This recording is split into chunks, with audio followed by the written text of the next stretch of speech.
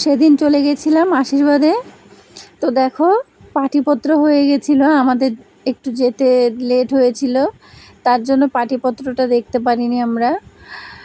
তো দেখো কি সুন্দর করে কাগজটা ভাঁজ করছে, সেটাই তোমাদের সাথে শেয়ার করলাম, আমার খুব ভালো লেগেছে। দেখো তো পাটিপত্র হয়ে গেছে, এখন ছেলে আশীর্বাদ হবে।